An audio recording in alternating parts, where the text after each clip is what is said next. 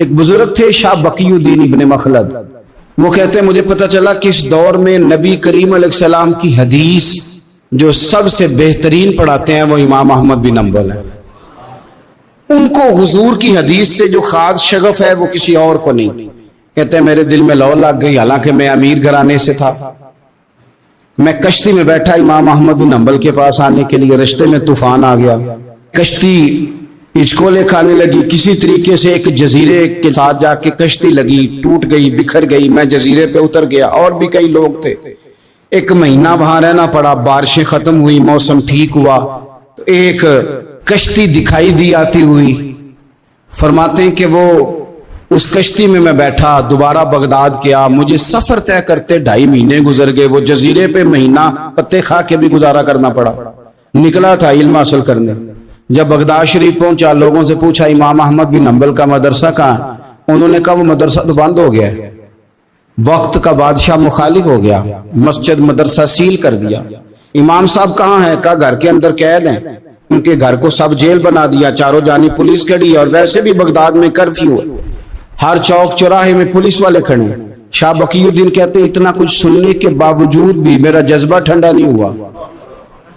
وہ مہینے میں سفر کی صحبتیں، گو سنا تھا کہ آستانہ یار دور ہے، پر ہم نے بھی ٹھان لی تھی کہ جانا، وہ سنا تھا کہ آستانہ یار دور ہے، پر ہم نے یہ ٹھان لی تھی کہ جانا ضرور ہے۔ کہتے پہنچ گئے، اب پتا چلا کہ کرفیو ہے، سڑکوں پہ پولیس کھڑی ہے، گلیوں میں چوکوں چوراہوں میں پہرے ہیں، امام صاحب تک تو جا کوئی نہیں سکتا۔ کہتے میں نے ایک شخص کی منت کی، میں نے کہا کسی طریقے گاڑی بتا، کہنے لگا میں اشارہ بھی نہیں کر سکتا، سخت حالات ہیں۔ وہ کوئی طریقہ، میں نے جب زیادہ تڑپ کے کہا تو وہ شخص کہنے لگا میں ان کے گھر کے قریب تجھے لے جاؤں گا اور گزرتے وقت صرف آنکھ کا اشارہ کروں گا۔ کہتے میں نے کہا یہ بھی ٹھیک ہے۔ ان کے گھر کے تیری تلاش میں پھرے نا ہم جنگل پہاڑ اور دشت میں، ان کے دروازے کے قریب اس نے اشارہ کیا۔ شاہ بقی الدین کہتے ہیں کہ میں گھر دے کے آ گیا واپس۔ اب میں سوچنے لگا کہ کیسے امام صاحب تک پہنچنا ہے، بڑی تجویزیں سوچیں، بڑی تجویزیں، کام والا بن جاؤں، پھیری لگانے لگ جاؤں۔ پھر سوچا کہ اگر میں کچھ بیچوں گا ریڑھی پہ رکھ کے تو کوئی خریدنے نکلے گا، کوئی نہیں نکلے گا، کس طرح کروں، کیا کروں، بڑی سوچیں۔ بالآخر میں نے طے کیا، اللہ اکبر، میں نے نہ کپڑے پھاڑ لیے، امامہ اتار دیا۔ فرماتے ہیں کہ ایک پیالہ مٹی کا خرید کے گلے میں رسی سے باندھ لیا، اور امام احمد بن حنبل کی 3 گلیوں پیچھے میں نے دروازہ صدا لگانی شروع کی، فقیر ہوں، اللہ کے نام پہ لینے آیا ہوں۔ کہتے ہیں ایک ایک دینار مانگتے مانگتے مانگتے مانگتے آزم یار منون دکھاتا رسا کی پیز بٹائے۔ کہتے ہیں مانگتے مانگتے نا میں امام احمد بن حنبل کے دروازے تک آیا، امیر گھر کا بچہ تھا، بڑے پیسے جیب میں ہوتے تھے۔ امام کے دروازے پہ صدا لگائی، کوئی ہے اللہ کے نام پہ دینے والا؟ کہتے ہیں وہ نور بھرا دروازہ کھلا، ایک گورے مکھڑے والا، سفید داڑھی والا، سونے امامے والا، چمکدار آنکھیں، نورانی شباہت۔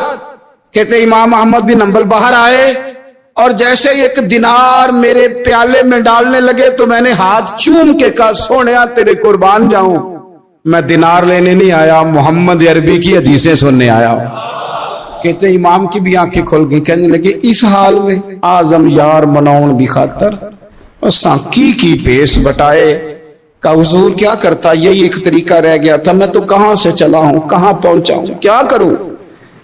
امام صاحب فرمانے لگے پھر میں بھی بڑے دنوں سے پریشان تھا، کوئی سیکھنے والا نہیں مل رہا تھا، تو مل گیا۔ کہنے لگا حضور میں روز آ جاؤں فقیر بن کے، آپ جتنا چاہیں 2 4 5 منٹ میں مجھے حدیثیں سنا دیں، میں اگلے دن یاد کر آیا کروں۔ کہتے 2 سال لگ گئے، شاگرد کہاں ملیں گے ایسے، کہاں مرید ملیں گے، گزر گیا دور۔ کہتے ہیں کہ میں نہ ہر روز فقیر بن کے جاتا، 3 گلیاں پیچھے مانگنا شروع کرتا، کوئی شک نہ کرے۔ 2 سال دروازے پہ جاتا، آگے پیالہ کرتا، امام 1 دینار ڈالتے اور مصطفیٰ کی حدیثیں سناتے۔ کہتے ہیں حالات بدل گئے، 2 سال کے بعد حکومت بدل گئی، امام کا مدرسہ بحال ہو گیا، رش ہو گیا، بادشاہ بڑا عقیدت مند تھا، جو نیا آیا اس نے بڑا کر کے ادارہ بنا کے دیا. جس دن میں گیا تو رش لگا ہوا تھا. کہتے حالات بدلے تو ہم نے بھی کپڑے بدلے، ہم نے بھی دوبارہ سے دستار باندھی. اور کہتے ہیں بڑے لوگ بیٹھے ہوئے تھے، میں جب داخل ہوا نا تو امام اٹھ کے کھڑے ہوئے. آپ فرمانے لگے پتر ادھر آ، تو آگے آ کے بیٹھ. لوگ دین سیکھنے آتے ہیں، تو فقیر بن کے مانگنے آیا تھا. اور میں بھی باقیوں کو پڑھایا کرتا تھا، تجھے میں دیا کرتا تھا. اور اب باقی پڑھا کریں گے، تجھے دیا جائے گا. اور آج تجھے سینے سے نکال کے دیا کروں گا. زمانے بدل گئے، حالات بدل گئے. وہ شخص چلا گیا، کون حکمران تھا کون نہیں تھا، لیکن استاد شاگرد کے ادب کی داستان قیامت تک باقی رہے گی. یہ قیامت جب طبیعتوں میں احترام ہوتا ہے، جب ادب ہوتا ہے. آپ کو پتہ ہے نبی پاک صلی اللہ علیہ وسلم کو یہ ادب کتنا پیارا ہے. نبی پاک علیہ السلام اس احترام کے جذبے کو کتنا پسند کرتے ہیں. اللہ کے پیارے رسول صلی اللہ تعالی علیہ وسلم اس جذبہ احترام سے کتنے راضی ہوتے ہیں. حضور کس قدر زیادہ چاہتے ہیں کہ میری امت ادب والی بنے. نبی پاک علیہ السلام ادب والے لوگوں کے بارے میں اتنے راضی ہیں، اتنے راضی ہیں، اتنے خوش ہیں. حضور اتنا نوازتے ہیں. میں نے یہ حدیث پڑھی تو یوں لگا کہ جیسے روح وجد کرنے لگی ہے. بہقی میں امام بہقی نے لکھی ہے، اللہ کے پیارے رسول علیہ السلام فرماتے ہیں جو چھوٹے پر شفقت کرے اور بڑے کا احترام کرے، اللہ اسے جنت میں میری سنگت عطا فرمائے گا. یہ میرے قرب کا ذریعہ ہے، یہ چیز میرا قرب ملے گا. شرط یہ ہے کہ ادب والے بن کے آؤ، احترام والے بن کے آؤ. کبھی بھی سوء ادب نہ کریں، کبھی کسی مقام پر بے ادبی نہ کریں. آپ اپنا ذائقہ کبھی تبدیل نہ کریں. امام احمد بن حنبل کی جگہ وضو کر رہے تھے. ایک شخص کہتا ہے میں نے ساری زندگی گناہوں میں گزار دی تھی. تو امام صاحب نا وضو کر رہے تھے جھیل پر بیٹھ کے. تو جھیل اس طرح ہوتی ہے، پہاڑ ہیں، اوپر کو پانی نیچے آ رہا ہے. تو کہتے ہیں امام صاحب نیچے بیٹھ کے وضو کر رہے تھے، تو میں اوپر بیٹھ کے نا وضو کر رہا تھا یا پانی پی رہا تھا. تو میں نے دیکھا کتنے بڑے امام نیچے. کہتے میں نا میرے دل میں خیال ہے یار میں ساری زندگی غلط کاموں میں گزاری ہے، پر جو بھی ہے یہ رسول اللہ کے دین کے عالم ہے. کہتے ہیں وہ حضور کے دین کی عزت کرنے کے لیے میں اوپر سے اٹھا آ کے نا، تو میں تھوڑا پیچھے جا کے نیچے بیٹھ گیا. جو میری حاجت تھی، پانی پینا تھا یا منہ دھونا تھا، میں وہ کرنے لگا. کہتے ہیں امام صاحب نے بھی نظر میری طرف دیکھی. پتہ نہیں انہوں نے کیا دعا دی کہ رب نے مجھے توبہ کی توفیق عطا فرما. میں اللہ کے فضل سے اللہ نے میرا دل موڑ دیا اور میں رب کریم کی بارگاہ کی جانب میری توجہ ہو گئی. خدا نے مجھے اس ادب کی برکت سے اپنی بارگاہ کی طرف اللہ تبارک و تعالی نے مجھے موڑ لیا. بے ادبی تو بندے کو کفر تک لے جاتی ہے، بے ادبی تو کفر تک لے جاتی ہے. اگر بندہ بے ادب ہوتا ہوتا اللہ رسول کی بے ادبی تک پہنچ جائے تو دور نکل گیا.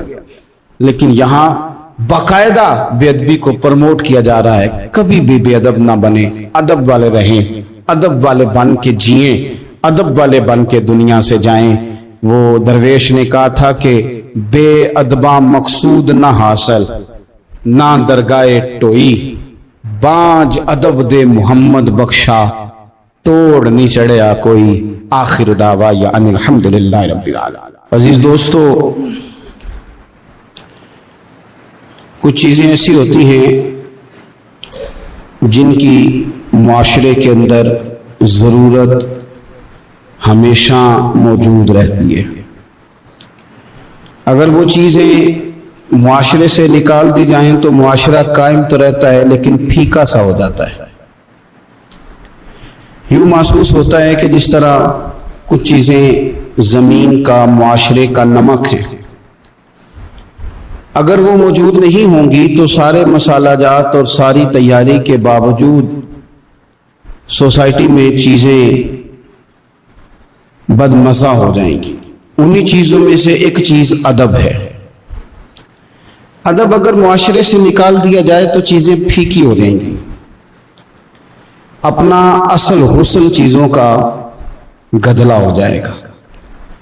بادب لوگ جو ہوتے ہیں وہ دوسروں کو عزت دے دیتے ہیں اور اپنے اخلاق کو بلند کر لیتے ہیں۔ جب آپ کسی کا احترام کر رہے ہوتے ہیں تو آپ اسی کو نہیں کچھ دے رہے ہوتے، آپ اپنی عظمت کا بھی اظہار کر رہے ہوتے ہیں۔ کسی کو عزت دیتے وقت آپ کے اخلاق کا بھی پتہ چل رہا ہوتا ہے۔ اخلاقی قدریں مضبوط ہوتی ہیں احترام کرنے سے۔ مذہب اسلام اتنا سونا ہے، اتنا پیارا ہے، یہ دین اتنا ٹھنڈا اور اتنا میٹھا ہے کہ دھرتی کے سارے حسن سمیٹ کر اگر ایک لفظ بنایا جائے تو وہ دین اسلام بنتا ہے۔ یہ دین اتنی خوبصورتیاں بانٹتا ہے، اگر دین اسلام کی مختلف تشریحات کرتے کرتے یہ کہہ دیا جائے نا کہ یہ دین ادب والا دین ہے، احترام والا دین ہے، توقیر والا دین ہے، ہر شخص کو مناسب عزت، یعنی نبی پاک علیہ السلام نے استاد کی عزت بیان کی، باپ کی عزت بیان کی، بوڑھے کی عزت بیان کی، امام کی عزت بیان کی، عالم کی عزت بیان کی۔ کچھ بھی نہیں تھا، بالکل ان پڑھ تھا، سادہ تھا، پر مزدوری کر رہا تھا، حلال کما رہا تھا، ہاتھوں پہ چھالے تھے، قربان جائیں۔ میرے محبوب نے فرمایا یہ جو حلال کما رہا ہے نا یہ بھی اللہ کا دوست ہے۔ اس کا بھی احترام بیان کر دیا، اس کا اکرام بھی بیان کر دیا۔ تو نے ہر شخص کی قسمت میں یہ عزت لکھی اور آخری خطبے کی صورت میں وصیت لکھی۔ نبی کریم صلی اللہ علیہ وسلم نے لوگوں کو احترام دیا۔ اللہ کے محبوب علیہ الصلوۃ والسلام، آپ دیکھیے حضور نے اس عورت کی بھی فضیلت بیان کی جس کے گھر کے اندر اولاد پیدا ہوتی ہے، اور اس کی بھی فضیلت بیان کی کہ جس گھر کے اندر اولاد پیدا ہوتی ہے پر جلدی چلی جاتی ہے، انتقال ہو جاتا ہے کسی بچے کا خدا نہ خواستہ، اس کی بھی فضیلت بیان کی جس کا خامند موجود ہے اور وہ خامند کی خدمت کرتی ہے، اور اس بیوی کی بھی فضیلت بیان کی جس کا خامند انتقال کر گیا پر وہ اپنے بچوں کی پرورش کرتی ہے۔ حضور فرماتے ہیں سب سے پہلے جنت میں مجھے وہ عورت نظر آئے گی۔ تو ہر شخص کے لیے حضور نے احترام بیان کیا، اکرام بیان کیا۔ ہم نے چونکہ بدگمانیاں پیدا کرنی شروع کر لی ہیں تو معاشرے کے اندر بسنے والے لوگوں کے بارے میں ہمارے دلوں میں مختلف وسوسے آ جاتے ہیں، مختلف وسوسے۔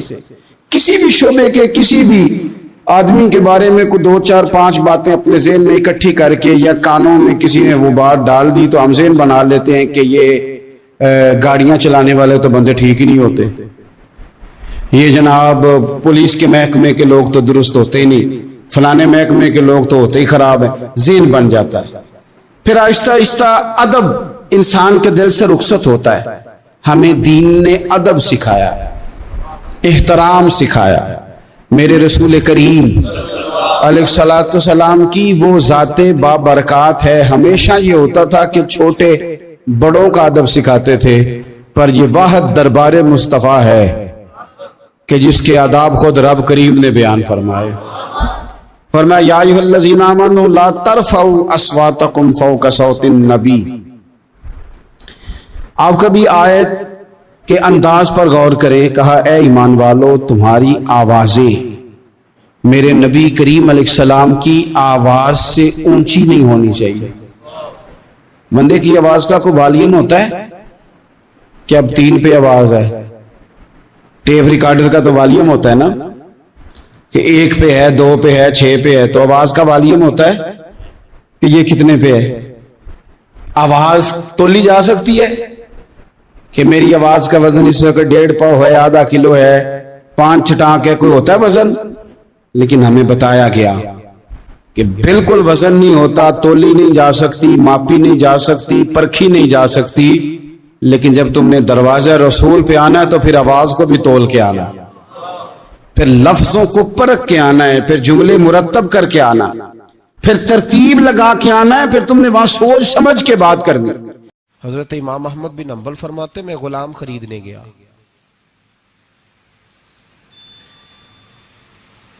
اس نے میرے ساتھ شرط رکھی کہ حضور آپ مجھے خرید کے لے جانے ہیں، میری شرط یہ ہے کہ میں دن کو آپ کی ڈیوٹی کروں گا، رات کو نہیں کروں گا۔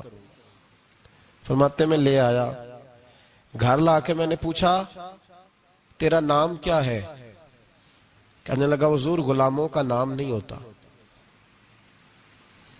کھائے گا کیا؟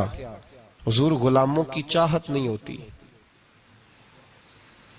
جس نام سے پکارو گے آ جاؤں گا، جو دو گے کھا لوں گا. کہا کس کمرے میں رہو گے؟ کہا حضور غلاموں کے نخرے نہیں ہوتے.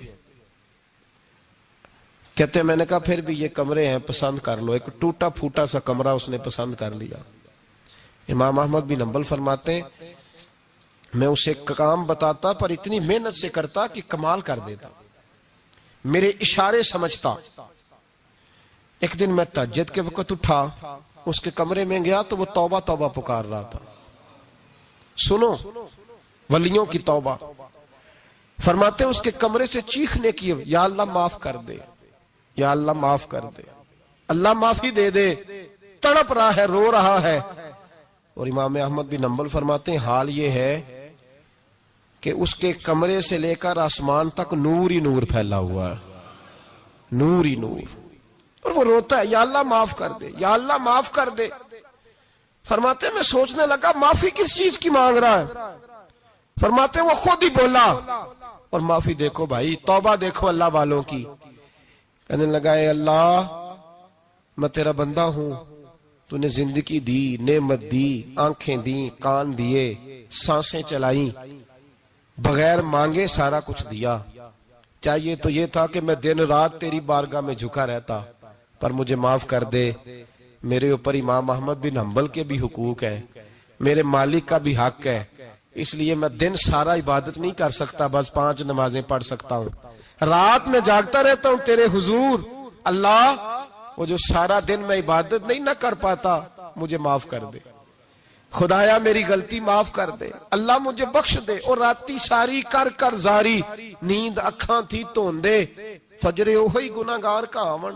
سب تو نہیں، یا اللہ چاہیے تھا میں 24 گھنٹے سجدے کرتا، بخش دے، یہ میری خطا معاف کر دے. ساون کی کالی راتوں میں جب بوندا باندی ہوتی ہے، وہ راتوں کو اٹھ اٹھ روتے جب خلقت ساری سوتی ہے. اور درویش کہنے لگے رات پوے تے بے دردانو نیند پیاری آوے، درد مندانو یاد سجن دی ستے امیان جگاوے.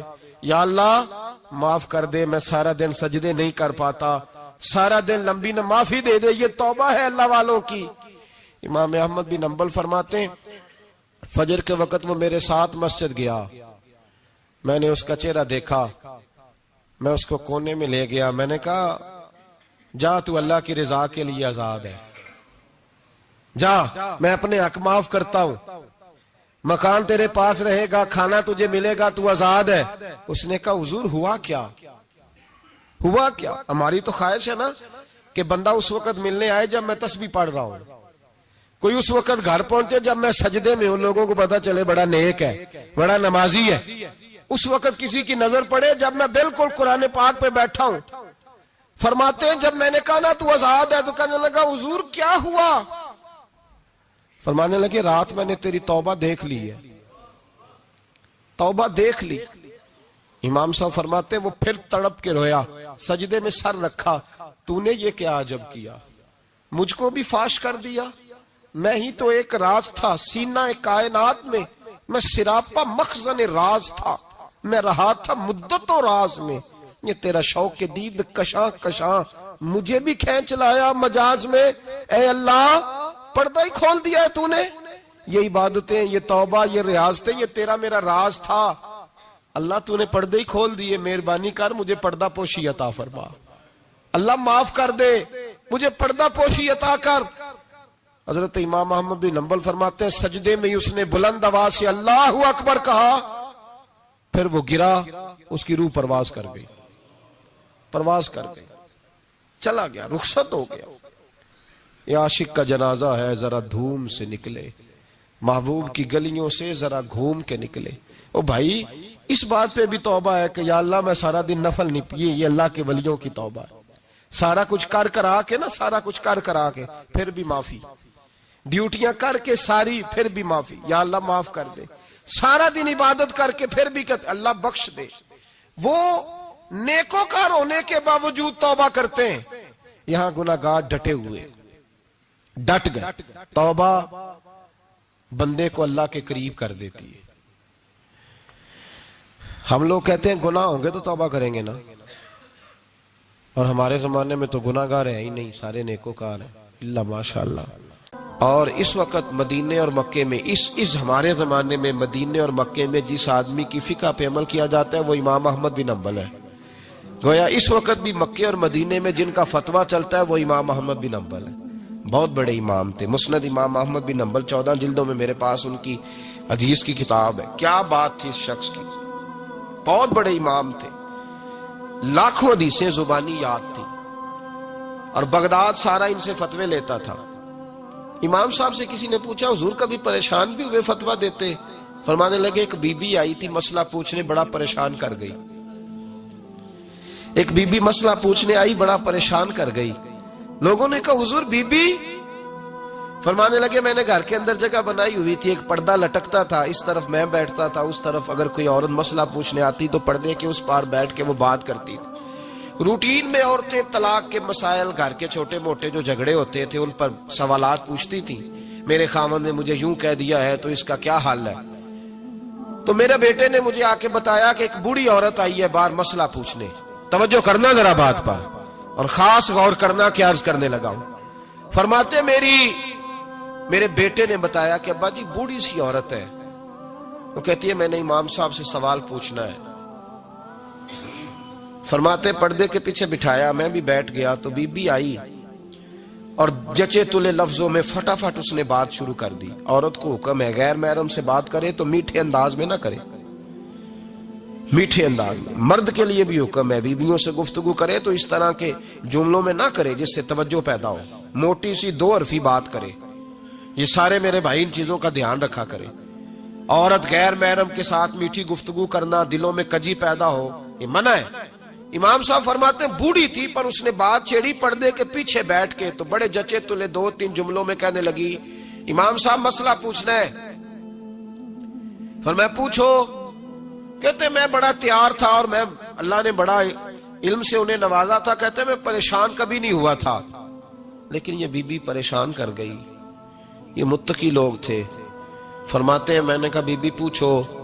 کہنے لگی حضور میں نا محنت کی کمائی سے روٹی کھاتی ہوں، چرخہ رکھا ہوا ہے، سوت کاٹ کے اس کی کمائی کھاتی ہوں، سارا دن مزدوری کرتی ہوں، کبھی کبھی کام رہ جاتا ہے تو 14ویں کے چاند کی روشنی میں چھت پہ بیٹھ جاتی ہوں تو چرخہ کاٹتی ہوں. بادشاہ کا لشکر میرے قریب سے کبھی کبھی گزرتا ہے، ان کے پاس بڑی بڑی لالٹینیں، بڑے بڑے ان کے پاس روشنی کے بندوبست ہوتے ہیں.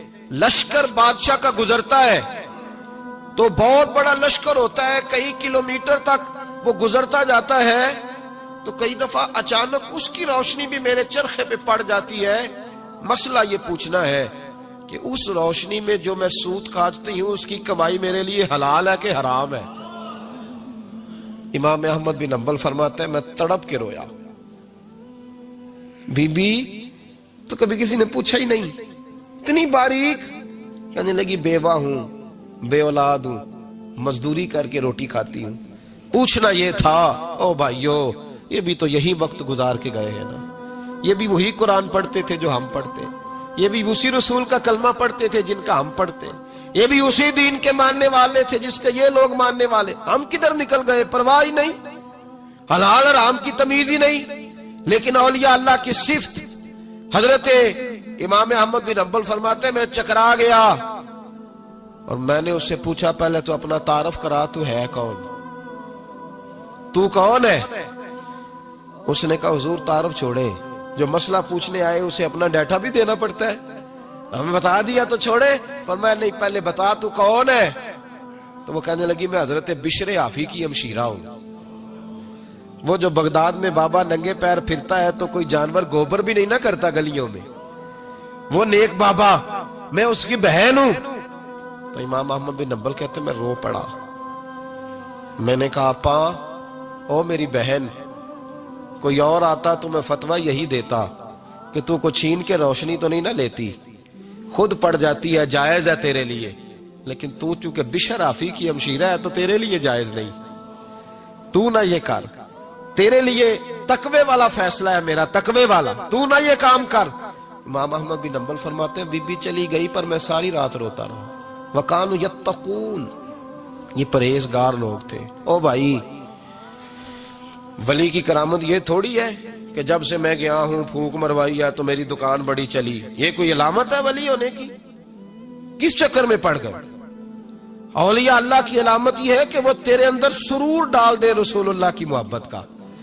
ولی اللہ کی علامت اقبال کہتے ہیں وہی ہے تیرے زمانے کا امام برحق، جو تجھے حاضر و موجود سے بیزار کرے اور موت کی شکل میں دکھلا کے تجھے جلوائے یار، زندگی تیرے لیے اور بھی دشوار کرے، مشکل کر دے، تیرا مرنے کو دل کرے، تیرا دل کرے کہ مروں گا تو محبوب کے جلوے پھر سے نظر آئیں گے۔ وہی ہے تیرے زمانے کا امام برحق۔ ایک ہوتا ہے گفتگو کا اثر، وہ بھی بڑا ہوتا ہے، اور ایک ہوتا ہے لہجے کا اثر۔ لہجے کا اثر بھی اپنی ایک خاص کیفیت رکھتا ہے۔ اسلام ہمیں یہ سبق دیتا ہے کہ تمہارا کلام بھی ٹھیک ہونا چاہیے اور تمہارا لہجہ بھی ٹھیک ہونا چاہیے۔ کچھ لوگ گفتگو اس طرح کرتے ہیں کہ اگر ان کے جملوں کے معنی تلاش کیے جائیں تو وہ معنی ٹھیک ہوتے ہیں، انہوں نے جو جملہ بولا ہے وہ جملہ درست ہے، پر جو ان کا لہجہ تھا نا وہ لہجہ ٹھیک نہیں تھا۔ دوسرا معنی یہ ہے کہ تیری بات ٹھیک ہے پر تیرا انداز ٹھیک نہیں ہے۔ اور یہ جو لہجہ ہوتا ہے نا یہ اپنا اثر رکھتا ہے۔ میرے لہجے میں غرور آیا تھا، تیرا حق تھا تو شکایت کرتا۔ لہجہ جو ہوتا ہے نا یہ بہرحال اپنا اثر رکھتا ہے، اس کی تاثیر ہوتی ہے، اس کا اثر ہوتا ہے۔ اور یہ چھوٹا بچہ جو 8 مہینے سال کا بچہ نا، چھوٹا، اس کے ساتھ اگر آپ گفتگو کر رہے ہیں، اس کے ساتھ آپ پیار کر رہے ہیں، چھوٹے بچے کی بات کر رہا ہوں، چھوٹا بچہ ہے، سال یا سال بھر سے کم عمر ہے، آپ نے اس کے رخسار پہ ہلکا سا مارا ہے، ہلکا سا، لیکن جب مارا ہے تو ہنستے ہوئے مارا ہے۔ آپ ہنس رہے تھے جب آپ نے مارا تو بچہ بھی ہنس پڑتا ہے، لیکن آپ نے اس کے چہرے پہ مارا ہے، مارا اتنی زور سے ہی ہے پر مارا غصے کے ساتھ، وہ رو پڑتا ہے۔ وہ بھائی تھوڑی دیر پہلے تجھے مارا تھا ہنس کے تو ہنس پڑا تھا، تیری عمر تو ہے سال، اور سال سے کم، سال سے زیادہ ابھی تو چل نہیں پا رہا۔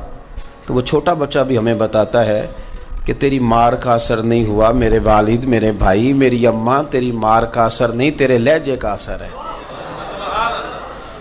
تیرا جو لہجہ تھا نا وہ اثر کر گیا ہے، تیرا لہجہ جو تھا نا وہ دل میں اتر گیا ہے، تیری جو بات ہے نا ککھ سواد نہیں مشری اندر، اساں کھنڈاں وی چکھ ڈٹھیاں، انہاں ساریاں شیواں نالوں گلاں سجن دیاں مٹھیاں۔ کچھ باتوں میں تاثیر ہوتی ہے، کچھ لوگوں کا لب و لہجہ حسین ہوتا ہے، کچھ لوگ ایسے ہوتے ہیں کہ وہ نا مطلب لمبے چوڑے جملے نہیں کہتے لیکن ملتے اتنے پیار سے ہیں کہ یوں لگتا ہے کہ وہ ہمارے سینے سے لگے تھے تو دکھ سارے کھینچ لیے انہوں نے ہر چیز ہمارے اندر سے نکال دی، پریشانی والی راضی کر دیا انہوں نے۔ روٹی اتنی شاندار نہیں کھلائی لیکن ملے اتنے پیار سے، گفتگو اتنی سونی کی، لب و لہجہ اتنا حسین تھا کہ تیریاں ویکھ کے عدامت میں مرید ہی ہو گئی۔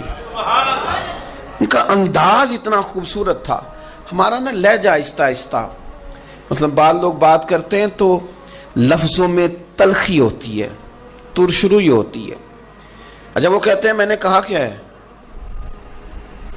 یہ بڑا خوبصورت ایک انداز ہے۔ بہو کئی دفعہ اس طرح کرتی ہے کہ ساس کو جب روٹی دیتی ہے تو لہجہ بڑا سخت ہوتا ہے، لے آئیے کھانا پکا کے، پر جس طرح وہ لائی ہے، جس طرح اس نے رکھا ہے، جو اس کا انداز تھا، جو پھر پانی لانے کا انداز تھا، جو پھر دوائی دینے کا انداز تھا، تو شام کو بیٹا گھر آیا تو ماں رو پڑی ہے، بیمار ماں۔ اس نے کہا بیٹے تیری بیوی بڑا تنگ کرتی ہے، تو بیوی کیا کہتی ہے، کہتی ہے پوچھو میں آکھیا کی ہے، کچھ بھی نہیں سو آکھیا، گل تے کی تھی کوئی نہیں، بالکل ٹھیک کہہ رہی ہے۔ وہ کہتی ہے کہ اماں سے پوچھے میں نے کہا کیا ہے، تو بالکل اس نے کچھ بھی نہیں کہا، یہ تو بالکل بات ٹھیک ہے، اس نے ایک جملہ بھی سخت معاذ اللہ اس نے کوئی برا بھلا نہیں کہا، کوئی گالی نہیں دی، لیکن تیری روٹی لانے کا انداز اتنا تلخ تھا کہ اس بوڑھی اور بیمار ماں کے آنسو نکل گئے۔ مانا کیا ہوا کہ ہو سکتا ہے تو تلخ بات کرتی تو وہ معاملہ کسی حد تک قابل قبول ہوتا، پر وہ جو تیرے لہجے نے یوں اس طرح کیا نا جس طرح کو بھکاری کو دے رہا ہو، وہ میرے بھائی تیرا انداز تو ٹھیک ہو، تیری گفتگو کا طریقہ تو ٹھیک ہو. وہ کہتے ہیں کہ معاملات تو نصیبوں سے ہیں، پر چلو یار ملاقات تو ٹھیک ہونا. کچھ لوگ ایسے ہوتے ہیں کہ ایک لمحہ مل جائیں تو ان کی ملاقات کی یاد کبھی دوبارہ آئے نا تو وہ یاد بھی بندے کے دکھ سارے دور کر جاتی ہے، طبیعت کو تازہ کر جاتی. حضرت امام مالک کہتے ہیں میں غریب کا بیٹا تھا. اکثر دین پڑھنے والے غریبوں کے بیٹے ہوتے ہیں. امیروں کے بچے ایف ایس سی پڑھتے ہیں، بی ایس سی پڑھتے ہیں، ٹیکنالوجی پڑھتے ہیں. غریبوں کے بچے دین پڑھتے ہیں اور پھر امیروں کو ممبریاں ملتی ہیں. غریبوں کے بچوں کو اللہ ممبر عطا فرماتا ہے، مصلی رسول اللہ دیتا ہے. حضرت سیدنا امام ابو مالک فرماتے ہیں میں غریب کا بیٹا تھا اور میری 6-7 بہنیں، میں اکیلا بھائی تھا. آپ فرماتے ہیں میرے ابا جی فوت ہو گئے. میری امی پکڑ کے مجھے ایک دھوبی کی دکان پہ لے گئی، کہنے لگی اسے کپڑے دھونے کا طریقہ بتا دے، سلیقہ سمجھا دے، یہ بھی ایک چھوٹی سی لانڈری کی دکان کھول لے گا، میری بیٹیوں کا پیٹ پالے گا. دھوبی کہنے لگا ٹھیک ہے، میں 2-3 درہم بھی دوں گا مہینے کے، اور جب کام سیکھ جائے گا تو تنخواہ بڑھ جائے گا. امام ابو مالک رحمت اللہ علیہ فرماتے ہیں میں بہنوں کے لیے روزی کمانے نکلا، میں بیوہ ماں کے سر پہ بوجھ اتارنے کے لیے نکلا، میں غربت کے عالم میں نکلا. رستے میں امام اعظم کا مدرسہ تھا. فرماتے میں وہاں چمکتے چہرے دیکھتا، لیکن اپنی غربت کو دیکھ کے میں آگے بڑھ جاتا، پریشان ہوتا کہ میں کیسے علم حاصل کروں گا. آپ فرماتے امام صاحب مجھے اکثر دیکھتے. ایک دن امام اعظم باہر نکلے، مجھے کھڑے ہوئے دیکھا تو قریب بلایا، سینے سے لگایا، ماتھا چوما. کیا نام ہے؟ میں نے کہا ابو مالک میرا نام ہے. کہا تمہیں پڑھنے کا شوق ہے؟ کہا بڑا شوق ہے. کہنے لگے چل آ جا پڑھا کر، آ جا مدرسے میں پڑھا کر. کہتے میں سارا دن وہاں پڑھتا، گھر سے کام کرنے آتا، سارا دن امام اعظم کے پاس پڑھتا رہتا. مہینہ آیا تو میری اماں کہنے لگی تنخواہ لاؤ. میں نے کہا امی جی تنخواہ تو وہ دے گا جو ڈیوٹی پہ جاتا ہو، میں تو پڑھنے جاتا ہوں. کہتے اماں گھر سے نکلی اور بڑے غصے کے ساتھ نکلی، کہنے لگی مولوی نے میرا بچہ خراب کر دیا، میرا بچہ خراب کر دیا. میں کام پہ بھیجتی تھی، اس نے کس چکر میں ڈال دیا؟ مسلوں سے بھی کبھی پیٹ بھرا ہے، کام بھی تو کرنے چاہیے نا.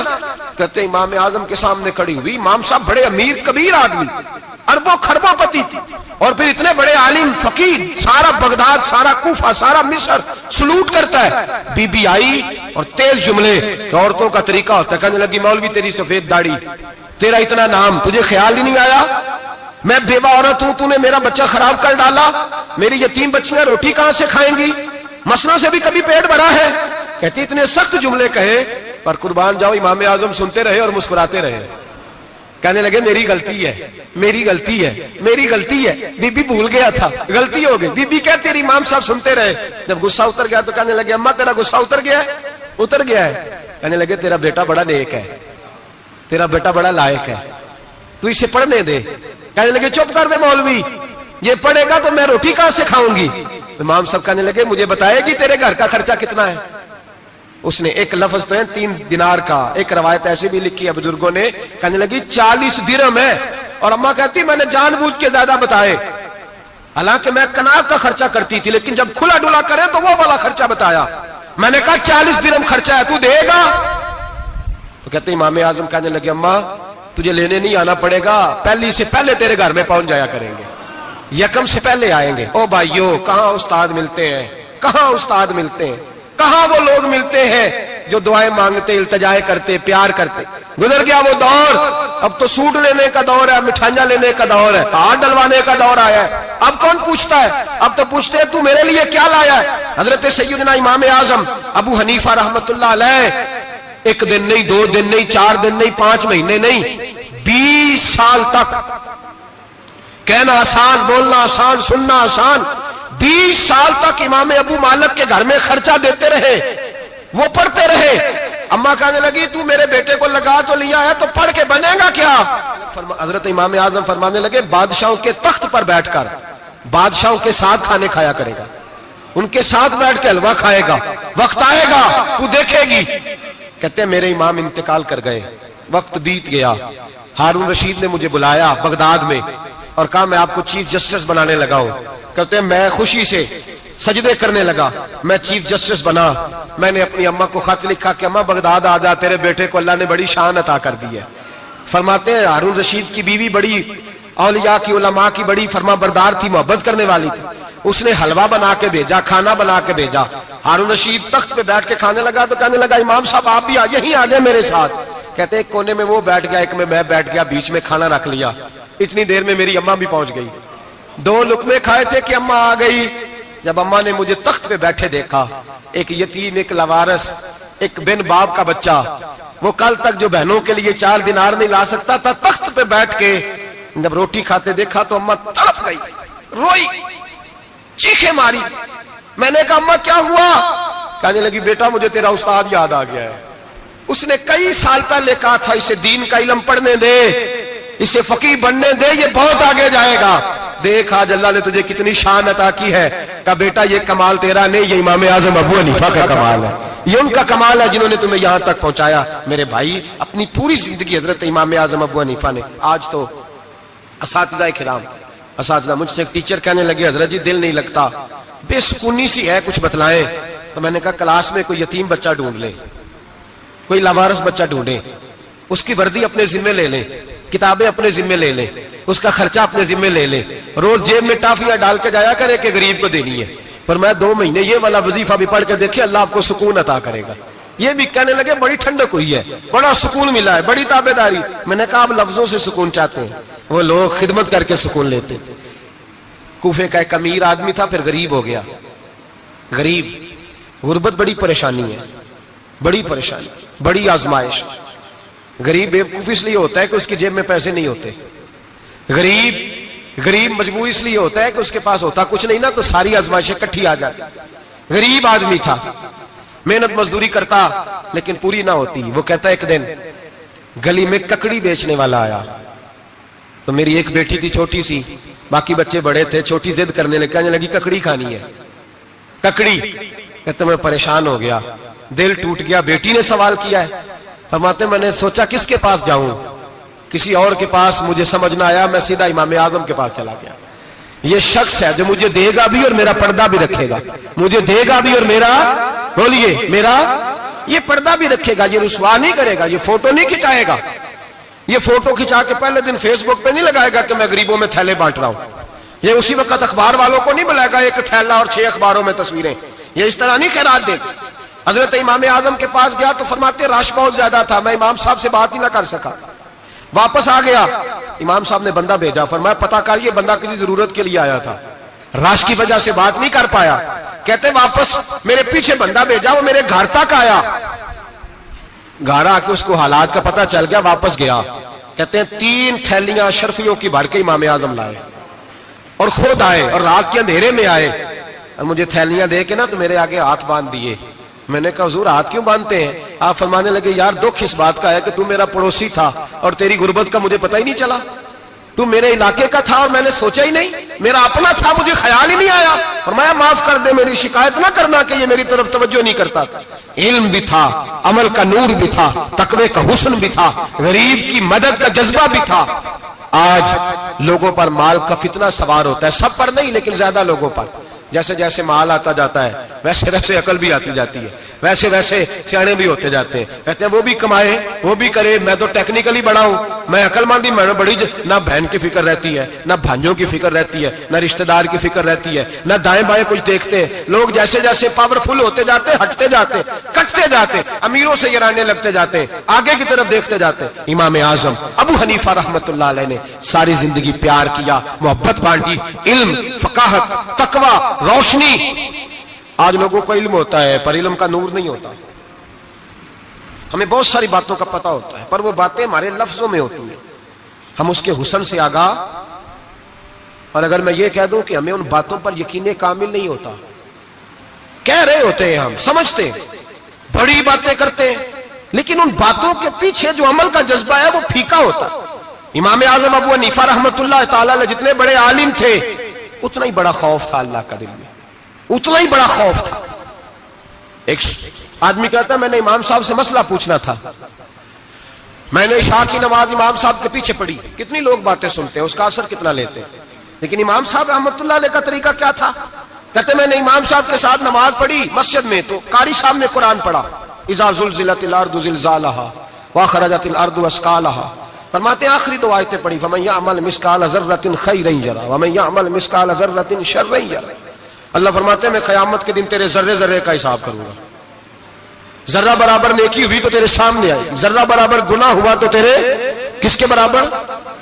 جی وہ کتنا ہوتا ہے؟ ریت کا ایک ذرہ, اس کے برابر بھی گناہ ہوا تو تیرے سامنے, یہ اللہ کہہ دیا ہے. تو ایسا انشاءاللہ ہو کے رہے گا. اللہ ایک دفعہ دکھائے گا. دعا فرمائے اللہ ہمیں معافی عطا فرمائے, اللہ ہم سے درگزر فرمائے, اللہ ہمیں بخشے ہوئے میں شامل فرمائے. یہ آیت امام صاحب نے سنی تو کہتے ہیں میں نمازی سارے چلے گئے تو امام صاحب بیٹھے اور یوں نہ اپنی داڑھی پکڑ لی, چراغ ٹمٹما رہا, کہتے ہیں داڑھی پکڑ لی اور امام صاحب بیٹھے. میں نے کہا کہ کسی محویت کے عالم میں ہے, سوچ میں, چلے میں تھوڑی دیر میں آتا ہوں. کہتے ہیں میں 2 گھنٹے کے بعد آیا تو امام صاحب ایسے بیٹھے ہیں داڑھی پکڑی ہوئی. میں نے کہا ٹھہر کے آتا ہوں. میں پھر 1-1.5 گھنٹے کے بعد گیا تو ویسے ہی بیٹھے. کہتے ہیں تہجد کا وقت ہو گیا, میں مسجد میں گیا تو چراغ ٹمٹمانے لگا, ختم ہونے کے قریب آ گیا. امام صاحب بیٹھے, اب میں نے دیکھا کہ آنکھیں آنسوؤں سے بھری ہوئی ہیں اور اپنی داڑھی پکڑ کے کھینچ رہے ہیں اور کہتے ہیں یا اللہ تو اگر ذرے ذرے کا حساب لے گا تو ابو حنیفہ تو الجھ جائے گا. اے اللہ تو ذرے ذرے کے بارے میں پوچھے گا تو میں تو نہیں جواب دے سکتا. خدا بندہ اس طرح کر, میرے ان سفید بالوں پہ رحم کھا. اے اللہ میرے بڑھاپے پہ مہربانی فرما, مجھ سے نہ ذرے ذرے کا پوچھنا, میں بڑا کمزور ہوں, میں نہیں جواب دے سکتا. مولا مجھ سے درگزر والا معاملہ کر. کہتے تڑپ رہے ہیں امام صاحب. فجر کی اذان ہوئی تو امام صاحب نے دائیں بائیں دیکھا, میں پیچھے کھڑا تھا. میں نے کہا حضور ساری رات ہی گزر گئی, آپ ایک آیت سن کے پریشان رہے اور میں روزانہ 20 تقریریں سنتا ہوں, درجنوں حدیثیں سنتا ہوں, مجھے تو اثر نہیں ہوتا. آپ فرمانے لگے مجھے تیرے معاملے کا نہیں پتا, لیکن مجھے اگر تو نے دیکھ لیا ہے تو کسی کے ساتھ ذکر نہ کرنا مجھے. اور فرمانے لگے پھر تو نیک آدمی ہوگا, تجھے نہیں خیال آتا, تو میں تو جانتا ہوں من آنم کے من دانم, پتہ سارا ہے سردار دو کی تیانا, میں تو جانتا ہوں نا, مجھے خبر ہے, لہٰذا میں نہیں حساب دے سکتا, تیرا نہیں مجھے پتا.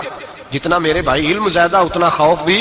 حضرت عبداللہ ابن مسعود فرماتے ہیں زیادہ باتیں کرنے والا عالم نہیں ہوتا, اللہ سے زیادہ ڈر جانے والا عالم ہوتا ہے. جو آدمی لمبی چوڑی گفتگو کرے وہ فقیہ نہیں, وہ اللہ سے ڈرنے والا نہیں, بلکہ جس کو وہ بات کرے تو تھوڑی کرے, ڈر کے کرے, خوف کے ساتھ کرے. اللہ کی خشیت جس کے دل میں ہو وہ بڑا عالم ہوتا ہے. حضرت امام اعظم ابو حنیفہ رحمت اللہ علیہ مالدار تھے اور اپنے مال میں سے حصے نکالتے تھے. امام صاحب فرمایا کرتے تھے میں نے چند 1000 درہم رکھ دیے. حضور کس لیے؟ فرمایا لوگوں کو قرضہ دینے کے لیے. نبی پاک صلی اللہ علیہ وسلم نے فرمایا قرضہ لینے والے کو منع کیا ہے, فرمایا قرضہ ایک قید ہے, بغیر مجبوری کے نہ لینا. اب لینے والے بھی احتیاط نہیں کرتے, فٹافٹ قرضے کے پیچھے بھاگتے. بڑی مجبوری ہو تو قرضہ لیں, فرمایا مقروض قیدی ہوتا ہے, قرضہ لینے سے بچو. اور دینے والے کو کیا کہا؟ فرمایا اگر سامنے والا تنگ دست ہو نا, تنگ دست, تو اسے مہلت دو. جتنی تم مہلت دو گے اللہ اتنے ہی پیسے روز صدقہ کرنے کا ثواب عطا فرمائے گا. اگر تنگ. ایک صاحب مجھے کہنے لگے, میں نے رمضان شریف میں نا قرضے کے حوالے سے یا کچھ عرصہ پہلے کسی موقع پر قرض کے حوالے سے کو بات کی. ایک صاحب مجھے کہنے لگے حضرت صاحب جیسے کسی کو لینا ہوئے نا 20,000 تو انہوں ترا کے لئی دے, تو جے 20 کروڑ لینا ہوئے تو پھر نہیں ترایا جاتا.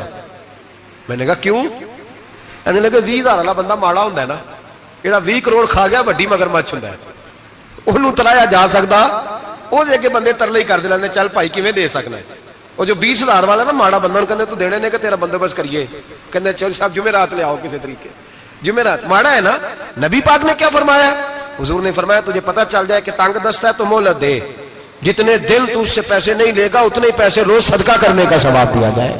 اب لوگ جو تگڑی موٹے مگرمچھ ہیں ان کو مہلت دیتے ہیں, وہ کہتے ہیں جا جتھوں لب دے نہیں لے, پھر کہتے ہیں نہیں آپ بتائیں آپ کیسے دے سکتے. اور ماڑا بندہ انہیں 2,000 دینا ہے دکان کا, اس کو دکاندار کہتا ہے کل سائیکل لے کے تب گزرنا میرے آگے سے اگر پیسے دینے ہیں تو میں نے سائیکل رکھ لینا.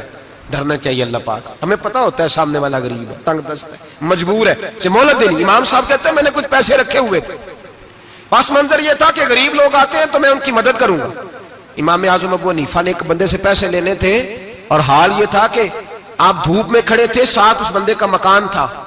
لوگوں نے کہا حضرت دیوار کے سائے میں ہو جائے. فرمانے لگے اس سے پیسے لینے ہیں, اگر سائے میں کھڑا ہوا تو سود میں شمار ہو جائے گا, میں اس سے فائدہ نہیں لے سکتا.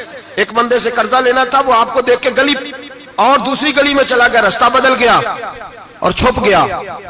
امام صاحب رونے لگے, کہنے لگے اے اللہ میں اتنا برا ہو گیا ہوں کہ تیرے بندے مجھ سے چھپنے لگے. اس کو ڈھونڈ کے لائے, کیوں چھپتا ہے؟ کہ حضور آپ کے پیسے دینے ہیں. آپ نے فرمایا جا میں نے اللہ کی رضا کے لیے معاف کیے, آج کے بعد چھپنا نہ, اس لیے میں نہیں چاہتا کہ تجھے کوفت ہو, تو میری طرف دیکھ کے چھپنے لگا ہے, میری طرف دیکھ کے. غریب تو بھائی گلیوں میں گھستے پھرتے ہیں, घुसते फिरते हैं कि कोई बंदा मिल ना जाए, मकरूज आदमी। पता उस वक्त चलता है जब खुदकुशी कर गया, पता उस वक्त चलता है, फिर लोग आते हैं उसके बच्चों को कहते हैं फिक्र ना करना हम तेरे साथ हैं। तो उसके साथ होना था, इनका साया बच जाता। अब आए हो इमाम आजम अबू हनीफा रहमतुल्लाह ताला अलैह लोगों को सहूलत देते, आसानी देते, प्यार करते, मोहब्बत करते। हम लोगों का मिजाज ऐसा नहीं है, हमारी अखलाकियात के अंदर वो हुस्न नहीं जो हमारे बुजुर्ग हमें दे के गए। और फिर छोटी छोटी बातों में हुकूकुल इबाद का ख्याल करते, छोटी छोटी बातों कहते हैं ना चल क्या हो गया, गाली दी है ना। मैंने देखा है साइकिल वाले की टक्कर अगर पजारो वाले के साथ हो जाए तो माफी साइकिल वाले ने मांगनी है, क्योंकि वो साइकिल पे बैठा है ना, उसकी गलती ये है कि वो साइकिल पे बैठा है। माफी साइकिल वाले ने मांगनी है, पजारो वाला नहीं मांगेगा। हो सकता है साइकिल वाला उठ के कहे जनाब मुझसे गलती हो गई, मुझे पता ही नहीं था कि आप थे, वरना मैं आपके आगे ना आता।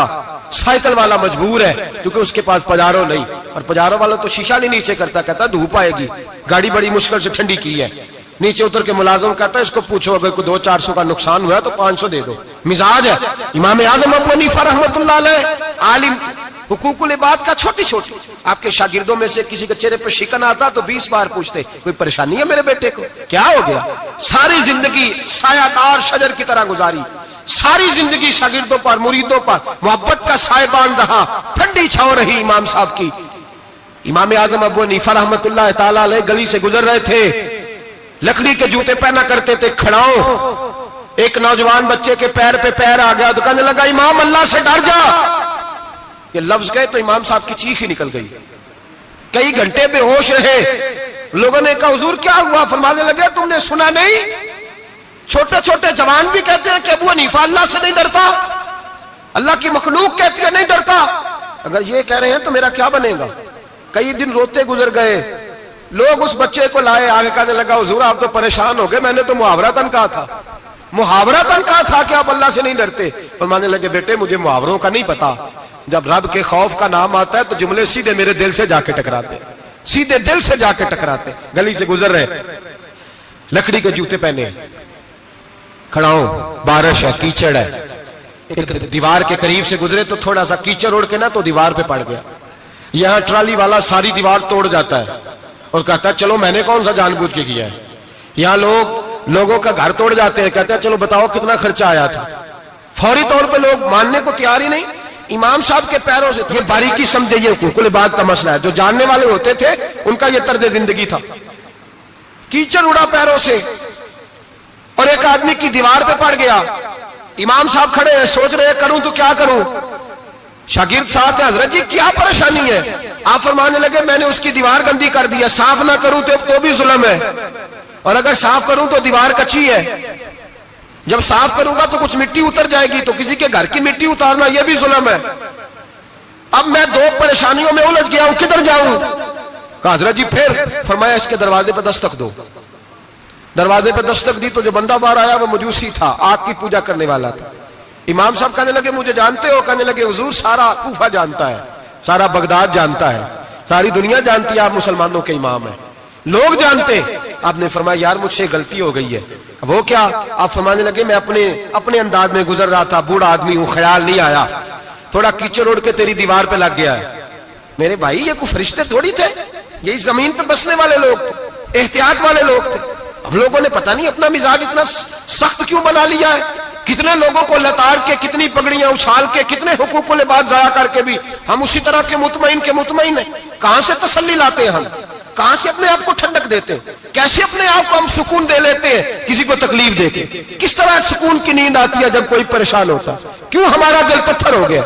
आला हज़रत फरमाया करते थे जा किसी से जाके इलाज करा, तेरे सीने में जो दिल धड़क रहा है वो सख्त हो गया, जा किसी से जाके इसकी दवाई खा, तुझे ख्याल ही नहीं आता तड़पते लोगों को देखकर, जा जाके इलाज करा, अगर ऐसे ही मर गया तो हालात तेरे हक में अच्छे नहीं होंगे। हजरत इमाम साहब तड़प रहे हैं और उस शख्स के सामने आहोजारी कर रहे हैं जो मजूसी भी है, गरीब भी है, कच्चे घर में रहता है। फरमाया यार बताओ क्या करूं। इमाम साहब बातें कर रहे हैं तो वो आदमी हैरत में खो गया, कभी दीवार देखता, कभी अपना आप देखता, कभी इमाम साहब को देखता, दाएं बाएं देखता, पसीने आने लगे, पता नहीं क्या सोचों का मद्दो जजर चलने लगा, कहां बात गई, कहां तक उसकी सोच गई, कहां पलट के आई। कहने लगा इमाम साहब मैं तो चौक में रहता हूं, रोजाना पता नहीं कितनी गाड़ियां मिट्टी बरसा जाती हैं, कभी कोई नहीं आया, آپ کو کیا ہوا؟ آپ فرمانے لگے مجھے کسی کا نہیں پتا، مجھے تو میں نے جو قرآن حدیث پڑھا ہے مجھے تو ڈر آ رہا ہے، مجھے بتا تو معافی دیتا ہے کہ نہیں، تیری دیوار صاف ہوگی کہ نہیں؟ کہنے لگا حضور دیوار کو چھوڑے، پہلے کلمہ پڑھائے، میرا دل تو صاف کر دے۔ کہنے لگا اتنا میٹھا دین، اتنا پیارا دین، اتنا خوبصورت دین کہ غریب کی دیوار پر کیچڑ لگ جائے اور آپ کو اتنی تکلیف ہو، میں اس دین سے دور کیوں ہوں؟ یہاں روز یورپ کہتا ہے کہ مسلمان جھوٹی شادیاں کرتے ہیں، دنگا فساد کرتے ہیں، نیشنلٹی لینے کے لیے جھوٹ بولتے ہیں، جانے کس کس قسم کے لوگ پاپڑ بیلتے ہیں، کس کس طرح اپنا ایمان بیچتے ہیں، کیا انداز ہم اختیار کرتے ہیں۔ ہمارے کردار نے لوگوں کو مذہب اور دین کا باغی بنا دیا۔ ہمارے بزرگوں کا طریقہ یہ تھا کہ چھوٹی چھوٹی باتوں کا خیال کرتے، چھوٹی چھوٹی باتوں کا۔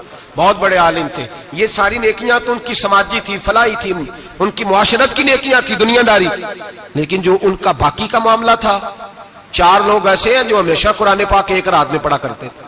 ان میں پہلا نام حضرت عثمان غنی کا ہے، پورا قرآن پاک، دوسرا مولا علی شیر خدا کا ہے، تیسرا حضرت سعید بن جبیر کا ہے، چوتھے امام اعظم ابو حنیفہ ہیں جو ایک رات میں پورا قرآن پاک پڑھ دیا کرتے ہیں۔ جس جگہ امام اعظم کی قبر بنی ہوئی ہے نا، اعظمیہ ایک محلہ ہے بغداد کا، اس کا نام ہی اعظمیہ، امام صاحب کے نام، جہاں قبر بنی ہوئی ہے، وہاں بیٹھ کے امام اعظم ابو حنیفہ نے 60 مرتبہ قرآن پاک ختم کیا، خود پڑھا، خود فرمایا یہاں میں نے دفن ہونا ہے، اس جگہ 60 قرآن پاک پڑھے۔ رمضان کا مہینہ آتا تھا تو امام صاحب ایک قرآن پاک دن میں پڑھتے تھے، ایک رات کو پڑھا کرتے تھے، ایک قرآن پاک سنایا کرتے تھے۔ امام صاحب رحمۃ اللہ علیہ ساری رات نفل پڑھتے۔ لوگ کہتے ہیں کہ امام صاحب کی رات نماز کے لیے کھڑے ہوتے تو ایک رکعت میں 15 سپارے پڑھتے، تو لوگ کہتے تھے یہ ابو حنیفہ نہیں، یہ تو کوئی کسی نے پلر کھڑا کر دیا، یہ تو کوئی ستون ہے، رکوع ہی نہیں کرتا، پورے 15 سپارے۔ یہاں تو ابھی تراویح آئیں گی، لوگ پہلے سے کہنے لگ گئے بڑی گرمیوں کے روزے، بڑی گرمیوں کے روزے، اور آ تو لینے دے بھائی، پہنچ تو لینے دے رمضان شریف کو، اللہ بڑا مہربان ہے، ہر چیز کو بدلنے پہ قادر ہے۔ پہلے سے لوگ تیاری کر رہے ہیں، مسجدیں ڈھونڈیں گے جائے اسی اچھا ہو، قرآن جلدی پڑھا جائے، ڈھونڈ کے۔ امام صاحب رحمت اللہ تعالیٰ علیہ، اور میں اکثر کہا کرتا ہوں، میں کہتا ہوں تو تراویح میں کھڑا نہیں ہوتا، پاسپورٹ کے دفتر کھڑا ہو جاتا ہے 2 گھنٹے، شناختی کارڈ کے دفتر تو 3 گھنٹے کھڑا ہو لیتا ہے۔ یہ تیرا ظلم ہے اپنی ذات کے ساتھ کہ تجھے قرآن کے لیے کھڑا نہیں ہوا جاتا، دنیا داری کے لیے کھڑا، وہ پروجیکٹر کرانے جائے تو چاہے تجھے 4 گھنٹے لائن میں کھڑا ہونا پڑے، وہاں تو کھڑا ہو لیتا ہے۔ اللہ سے ڈر، اپنی تھوڑی سی دنیا داری کے لیے سارا کچھ کر لیتا ہے۔ حضرت امام صاحب رحمت اللہ تعالیٰ علیہ تقویٰ اور طہارت کے پہاڑ 55 حج کیے امام اعظم نے، کتنے؟ 55 حج فرمائے۔ آج ایک مشقت والا کام ہے، جدوجہد والا کام ہے، جوان بھی تھک جاتے ہیں، کہتے ہیں بڑا مشکل ہے جی، اور یہ جتنا مرضی آسان ہو گیا قیامت تک اس نے مشکل ہی رہنا ہے، اس لیے کہ یہ ایک مجاہدہ ہے۔ 55 حج کیے، آخری حج پہ گئے تو کعبے کے مجاور کو کہنے لگے ذرا کھول نہیں دیتے کعبے کا دروازہ، میرا اندر جانے کو دل کرتا ہے۔ اس نے دروازہ کھولا، اندر گئے تو کہنے لگے خدایا، 2 جملے کہے، کہنے لگے اے اللہ جتنا تو نے مال دیا تھا میں اتنا شکر نہیں ادا کر سکا، اور جتنا تو نے علم دیا تھا میں اتنا عمل نہیں کر سکا، اب بوڑھا ہو گیا ہوں، مہربانی کرنا مجھ سے درگزر والا معاملہ کر، اور اے اللہ اگر تو مجھے بتا دے کہ تو راضی یا ناراض ہے تو میں ذرا سکون سے مر جاؤں۔ کہتے ہیں کعبے کی دیواروں سے آواز آنے لگی ابو حنیفہ تیرا رب تجھ سے بڑا راضی ہے۔ داتا گنج بخش علی اجمیری جیسا بابا 1000 سال پہلے لکھ کے گئے کشف الماجود میں، داتا صاحب نے لکھا ہے 1000 سال پہلے کشف الماجود میں، داتا صاحب فرماتے ہیں میں حضرت بلال کی قبر پہ حاضری دینے گیا، یعنی 1000 سال پہلے کے مسلمان بھی قبروں پہ مزاروں پہ جایا کرتے تھے۔ داتا صاحب لکھتے کہتے ہیں ملک شام میں حضرت بلال حبشی کی قبر پہ حاضری دینے گیا، میں قبر پہ حاضری دے کے تو ساتھ لیٹ گیا، میری آنکھ لگ گئی، مجھے خواب میں نبی پاک کا دیدار نصیب ہوا، گویا حاضری حضرت بلال کی، اور برکت یہ کہ وہاں مجھے مصطفیٰ کا دیدار نصیب ہو رہا ہے۔ فرماتے ہیں نبی پاک میری خواب میں آئے، حضور نے ایک بوڑھے بابے کے گلے میں ہاتھ ڈالا ہوا ہے اور اپنے ساتھ چلا رہے ہیں۔ میں نے عرض کی یا رسول اللہ یہ کون ہے؟ تو نبی پاک نے فرمایا یہ تیرا امام اعظم ابو حنیفہ ہے۔ فرماتے ہیں مجھے سمجھ آ گئی کہ امام اعظم بھٹک اس لیے نہیں سکتے کہ انہیں رسول پاک نے سارا عطا فرمایا ہے، وہ بھٹک اس لیے نہیں سکتے کہ نبی پاک نے انہیں سارا دیا۔ داتا گنج بخش علی اجمیری رحمت اللہ تعالی علیہ فرماتے ہیں کہ امام صاحب رحمت اللہ تعالی علیہ بہت بڑی شخصیت۔ امام اعظم کا پیغام کیا ہے؟ انہوں نے فقہ بنائی، دین پھیلایا، جتنی بھی میں نے باتیں سنائی سارا پیغام، ایک پیغام ہے امام صاحب۔ امام صاحب رحمت اللہ تعالی علیہ فرماتے ہیں کہ دین پر عمل کرنے والوں کو بھی کسی اچھی صحبت کی ضرورت ہوتی ہے، عمل کرنے والے کو۔ آپ فرماتے ہیں کئی دفعہ عمل کرنے والے کا عمل بھی ٹوٹ جاتا ہے، استقامت نہیں رہتی۔ فرماتے ہیں اچھی صحبتیں تلاش کرو، ان کے پاس بیٹھا کرو، ورنہ ہو سکتا ہے جو عمل تم کر رہے ہو اس میں کمی آ جائے۔ جتنا نیک لوگوں سے رابطہ زیادہ رہتا ہے انسان کا دین پر عمل زیادہ رہتا ہے، جتنا نیک لوگوں سے پیچھے ہٹتا ہے اتنا دین سے۔ آپ فرمایا کرتے تھے اگر 2 سال نہ ہوتے جو میں نے امام جعفر صادق کی صحبت میں گزارے، ابو حنیفہ ہلاک ہو جاتا۔ اپنے آپ کو رب کریم کے بندوں کے ساتھ لگا کے رکھیں، جوڑ کے رکھیں۔ اگر ہمارا رب کریم کے بندوں سے رشتہ رہے گا تو قرآن و سنت سے رشتہ رہے گا۔ اللہ تعالی ہمیں ان بزرگوں کے نقوش سیرت پر عمل کی توفیق عطا کرے۔ آخر دعوانا ان الحمدللہ رب العالمین۔